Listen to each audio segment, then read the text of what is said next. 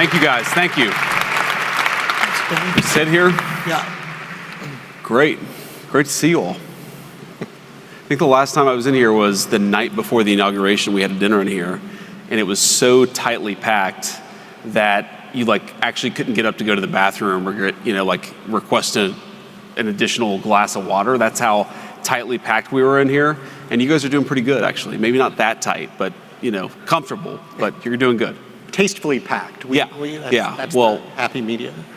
Before you say whatever introductory thing you were going to say, I'm sure Orrin has a spiel. Orrin always has a spiel, but I just want to say thanks to Secretary Rubio for the very kind words of introduction. So, Marco, I was very fond of him as a Senate colleague, but you learn a lot about somebody when you see them actually operate behind the scenes.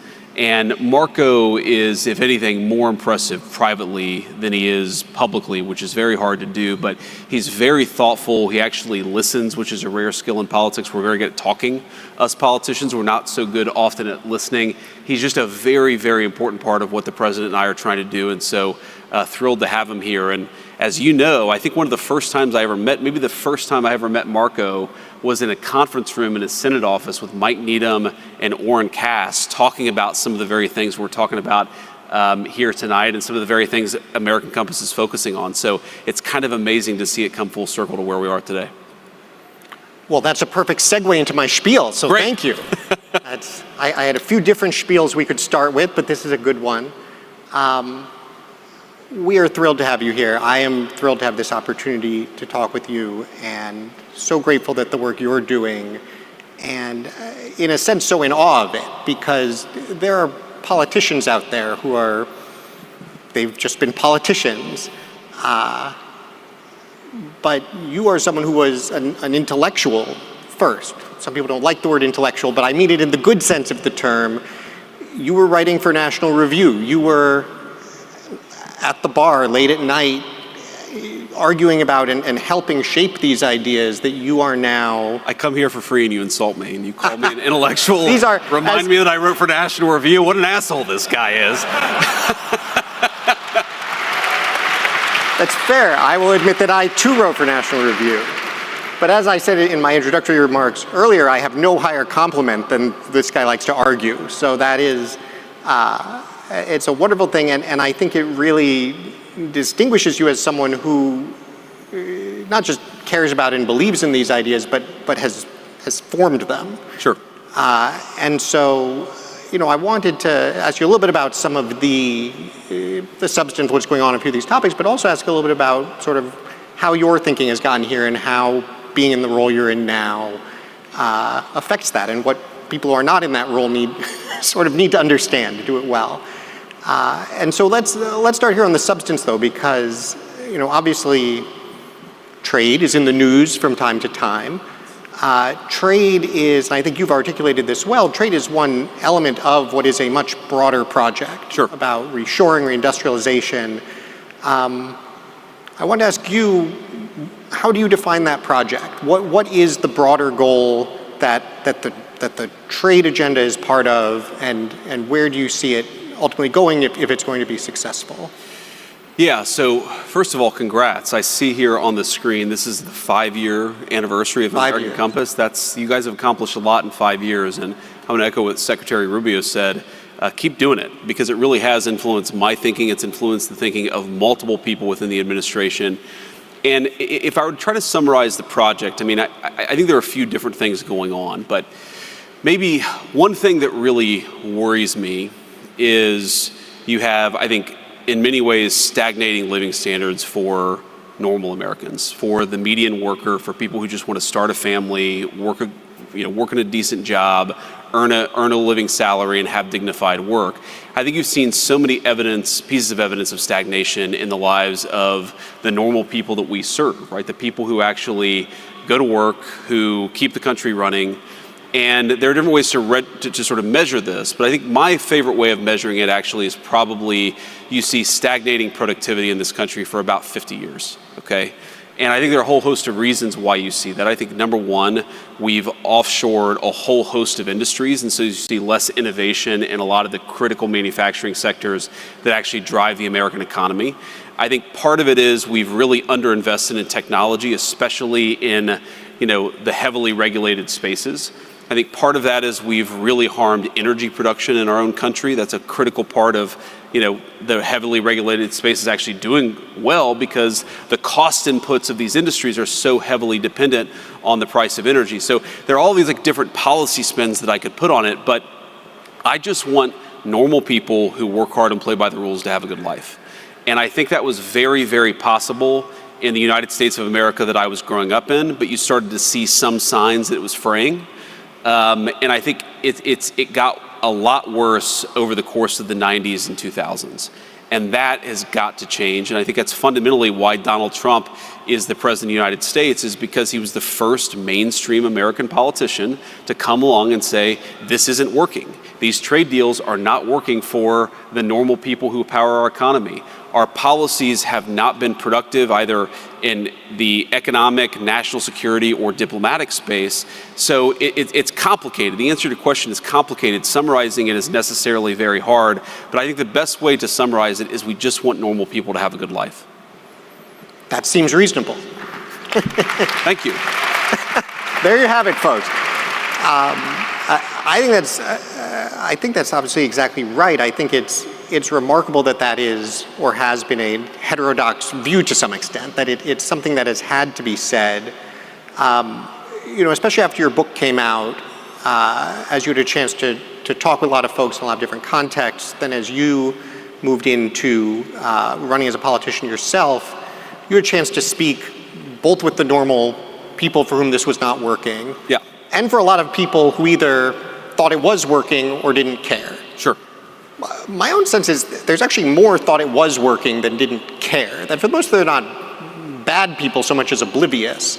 But I'm curious what your experience has been engaging with those folks. But how would you describe, what do they look out at America and see, and what is helpful in communicating to them why this is a problem and why they need to care?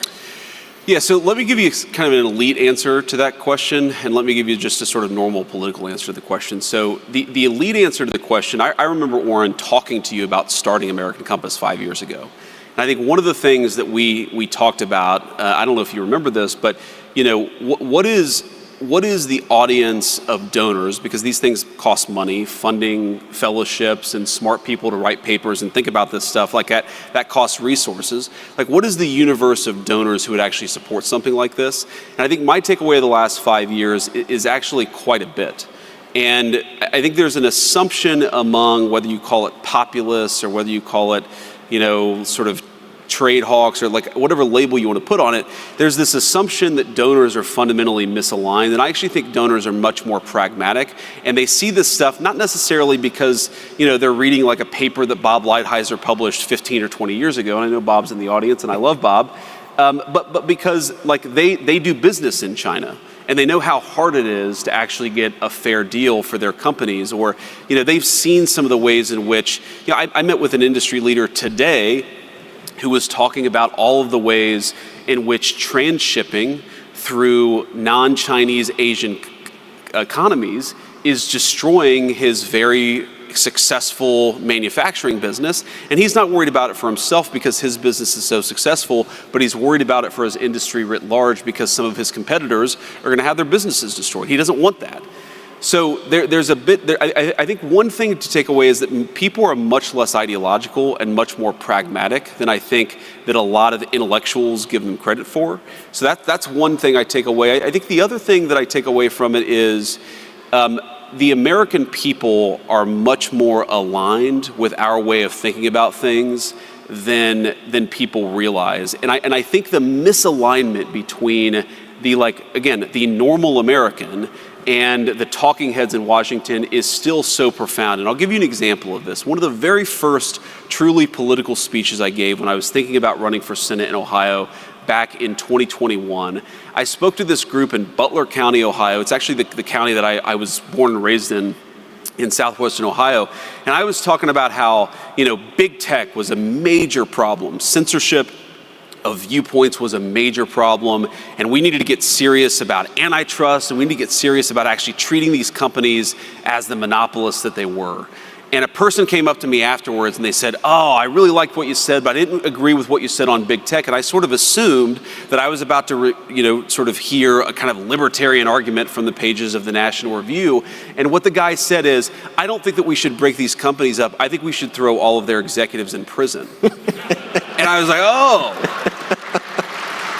And it sort of dawned on me, the American people, like, they see these problems. They're not hyper ideological. They're not reading like conservative intellectual periodicals because they have day jobs and families to take care of, but they're much, much wiser about these things than intellectuals give them credit for. And I take a lot of inspiration for that, but I also take a lot of willingness to kind of test the outer limits, because most of our fellow Americans, they're not nearly as dumb as Washington, D.C. assumes that they are. They're actually very smart and they're very wise. Yeah. It's funny. I was speaking to the American Iron and Steel Institute this morning about the idea that making things matters. And I was sharing a similar story because we've done survey research on, okay, do you think manufacturing matters or not? Yeah. Overwhelmingly, people say yes. Yes. Sure. But we actually asked them why. We gave them a bunch of options. Is this about, family and community and good jobs? Is this about national security? Is this about sort of dynamism and investment and economic growth? I sort of figured it would be like, it's about jobs, maybe security.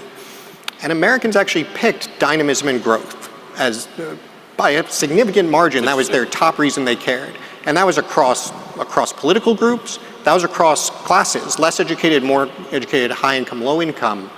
And exactly to your point, I think it's just something we don't give people enough credit for. I mean, not only are they quite wise in this respect, they are so much wiser than the economists who got this exactly wrong for so long. I was struck by the speech that you gave at the American Dynamism Conference, which I think touched on a lot of this, because you focused on what is on one hand a real challenge in the new conservative coalition, where on one hand you have the working class, you have labor, on the other hand you have technologists, folks who are very focused on innovation. And I think you made what is such a critical point, which is that these are not necessarily in conflict. Ultimately, success is defined by the extent to which we synthesize these things. Yes. I think conceptually, in my mind, that's absolutely right. In practice, that can still be hard. I think there are a lot of places where you still see these collisions. Where do you see the biggest opportunity to actually bring these folks together, to actually build on that idea and show that, no, in fact, you do have the same interests. There is a real opportunity to move forward here?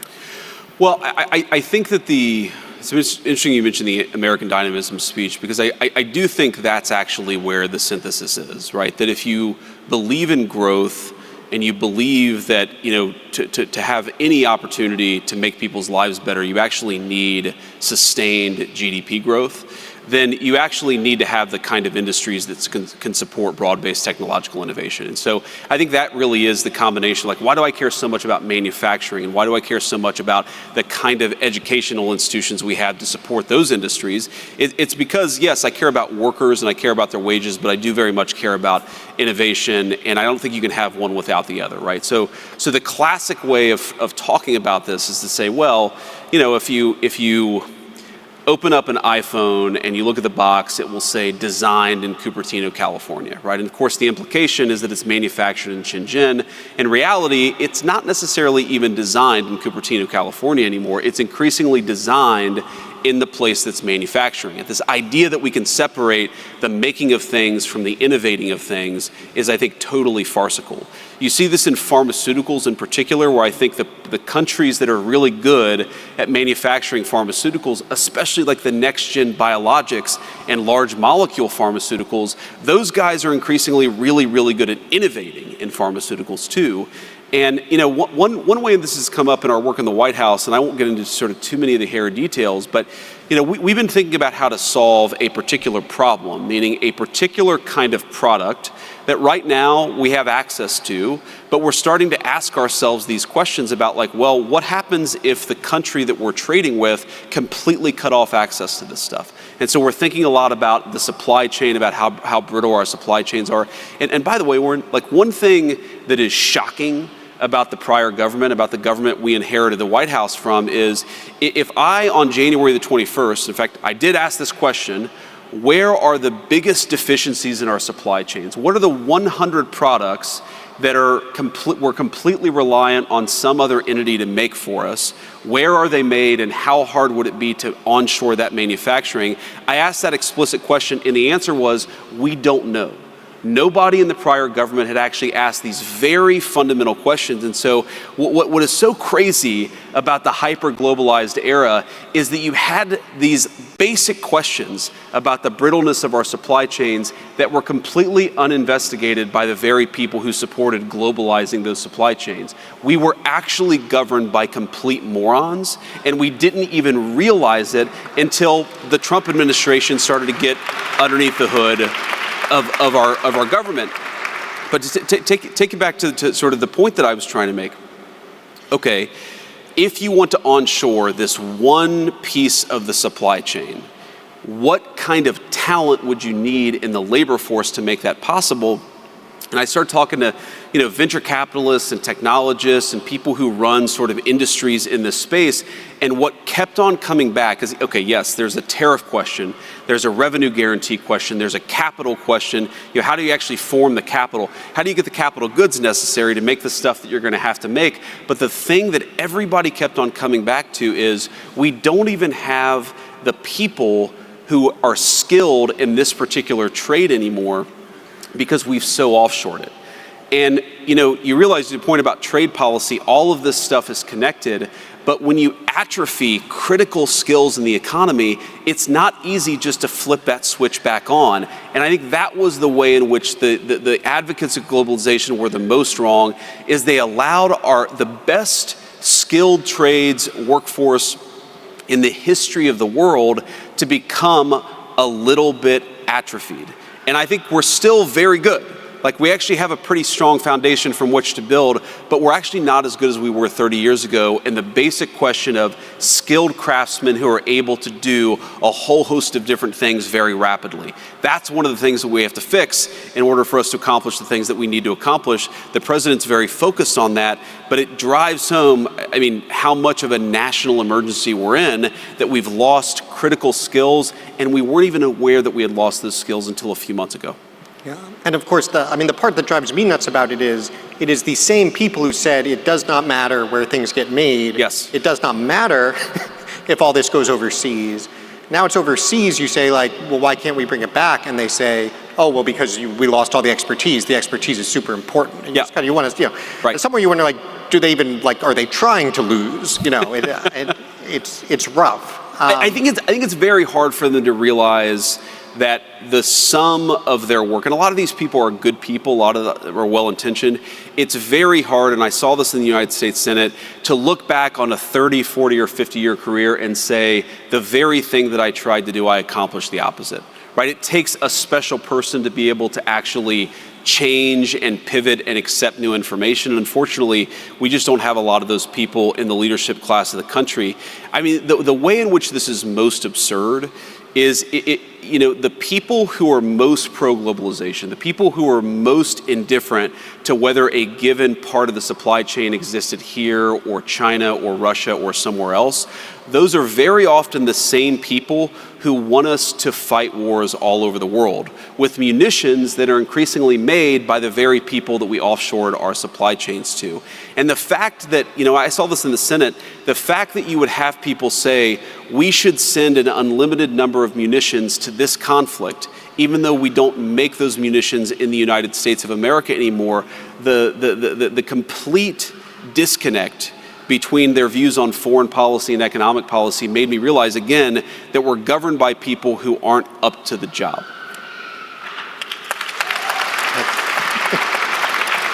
Until 4 months ago, when the American people actually gave the country a government it deserved. And obviously we're very early days, but I think that we've done more in 4 months to solve these problems. But this is not a 5, a 10, this is a 20-year project to actually get America back to common sense economic policy. Well, thank you. That was a real downer for a moment. I appreciate you brought the mood back up. This is very helpful. Let's talk about the workforce piece and education, because you mentioned education system, which at this point, interestingly, means almost two different things. Yes. There's what is going on with universities, and there's what is going on with how we would actually train people in these kinds of skills that we need, that would be good jobs. I guess it's a two-part question. On the university side, do you see what's going on there as mostly sort of just a sideshow minimizes it? It's incredibly important, but it is unrelated to the question of how we actually reskill correctly? Or do you think these two things fit together somehow, that we need to get the universities more engaged in this process and also have other ways to do it? I think of it as extremely connected, though it's not necessarily obvious at the surface level. I mean, first of all, I never expect Harvard or Yale or the Ohio States of the world. They're not primarily going to be doing skilled craftsman training. Okay, some of the state schools you might see that, but really this is going to be something that happens with particular.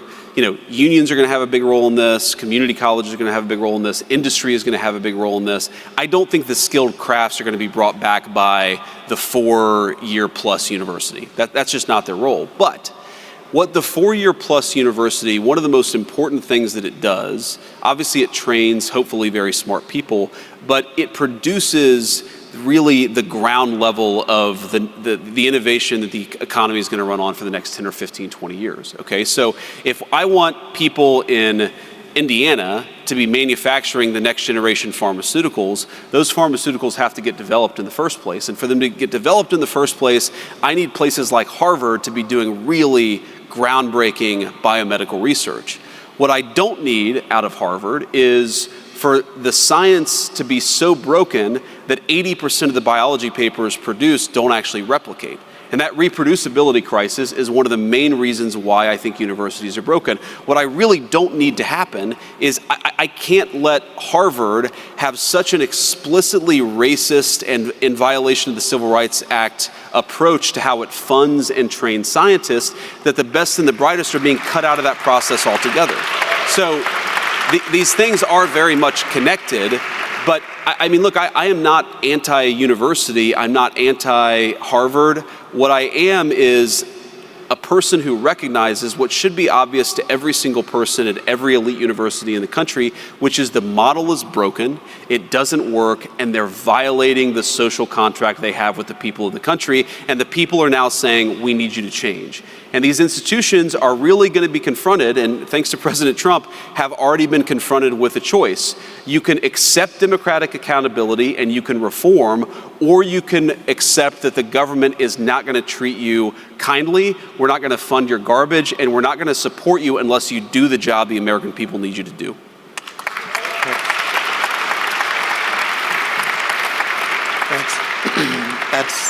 That is very well said. I found myself at one of these universities speaking to a faculty board the day after the $9 billion Harvard announcement. Did you tell them you knew me? It may have come up. It may have come up. I'm surprised you survived.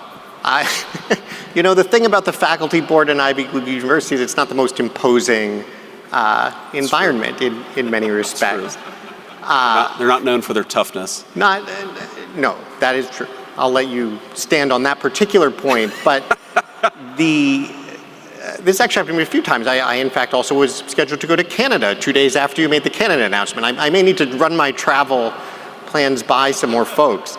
But it was fascinating to have this exact discussion and essentially to try to make the point, nobody wants you to fail, but you are in a sense a quasi-public institution. You are relying on enormous both explicit and implicit public subsidy and participation in this contract that you have been violating wholesale for a generation. And so our preference would be that you guys decide to reform, but if you don't, this is the alternative.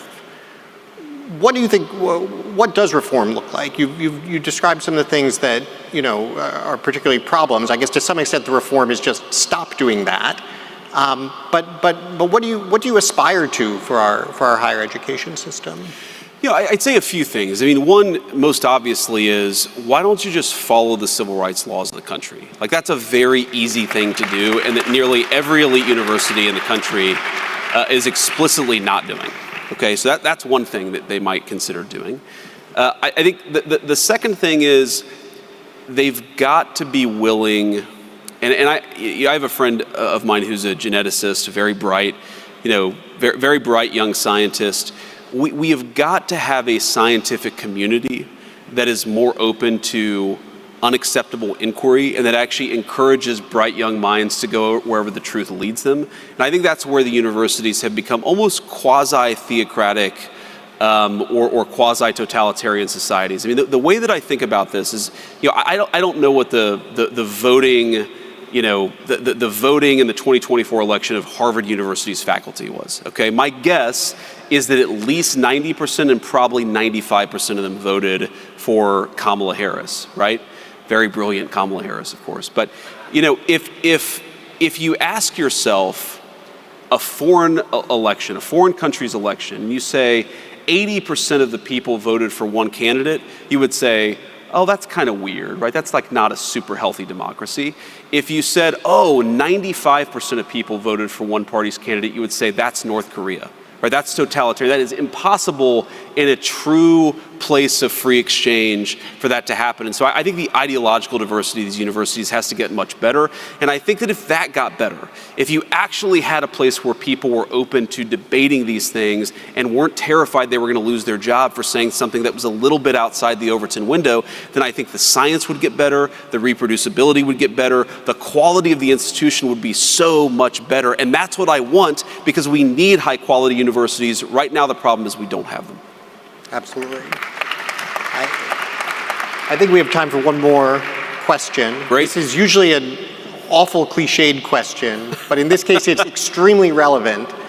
As I think you know, one of American Compass's key activities, we have what we call our membership group. It's now more than 250 young policy professionals. Dozens of them are in the administration. They're senior staff on Capitol Hill. They're in think tanks. They are why I am so optimistic about the future and Sure. what I think is most important about our organization. And so it is not at all a cliche to ask, what is the advice you would give to younger people, admittedly not that much younger, who are deeply engaged in bringing about this kind of change?